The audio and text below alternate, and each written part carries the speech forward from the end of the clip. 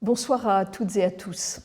Je voudrais tout d'abord remercier votre député Thomas Gassiliou de m'avoir invité à introduire l'échange que vous allez avoir ce soir au cours de ce débat citoyen qui porte sur le thème de la bioéthique. C'est un thème central pour nos sociétés. Une loi bioéthique, c'est en effet un cadre unique qui fixe un équilibre entre les formidables avancées qui sont permises par la science et les limites qui sont imposées par le respect de la personne humaine. Peu de pays mènent une telle réflexion, à l'instar de ce que nous faisons en France, dans le cadre d'une loi, pour placer ainsi ces sujets au cœur du débat démocratique. Le législateur a précisément prévu la révision de la loi bioéthique de manière régulière pour que ce débat puisse être renouvelé à intervalles réguliers. Le projet de loi que j'ai l'honneur de porter avec Agnès Buzyn et Frédérique Vidal intervient dans un contexte particulier.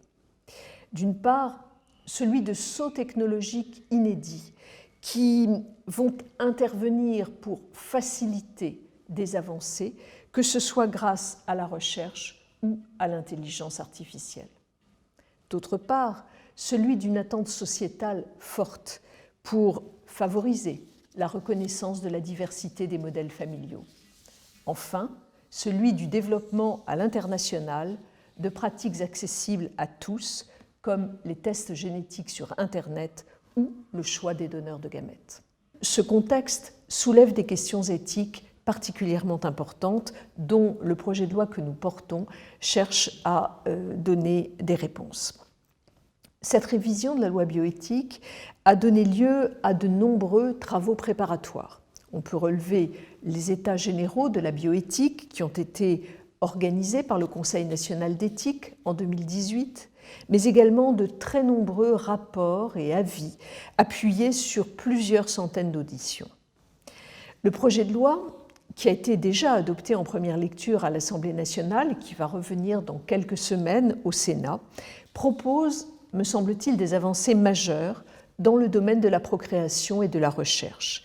Mais il maintient et il réaffirme un certain nombre de limites. Parmi les avancées majeures, l'autorisation de la procréation médicalement assistée pour les femmes seules et pour les couples de femmes est l'une des avancées portées par ce projet.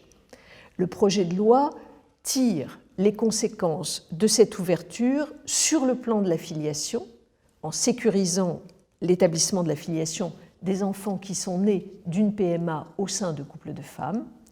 Et il faut également relever que ce projet de loi autorise l'accès aux origines des enfants nés de dons, ce qui permettra à ces enfants d'accéder à la vérité de leur histoire. Ces sujets invitent évidemment chacun à se questionner sur soi, sur la famille et sur le modèle de société auquel il aspire. Débattre de ces sujets, c'est à la fois aborder la sphère de l'intime, mais c'est également s'interroger sur les grands principes qui structurent notre société et qui permettent le vivre ensemble. Le projet de loi ouvre des droits nouveaux, je le disais tout à l'heure, mais il fixe également des limites, et c'est indispensable pour le respect et la dignité de la personne humaine. Donc, parallèlement aux avancées que j'évoquais à l'instant, et face à des pratiques qui se répandent à l'étranger, le gouvernement a fait le choix d'une ligne claire, accompagnée par les parlementaires.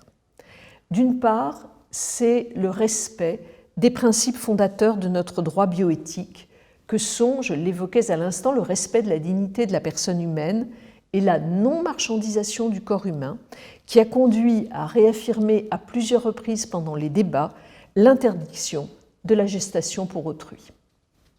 D'autre part, les textes génétiques dits récréatifs demeurent interdits pour éviter toute dérive et pour éviter également l'exploitation de données personnelles très sensibles. Il en est de même pour le diagnostic préimplantatoire des anomalies chromosomiques pour améliorer le taux de succès des fécondations in vitro.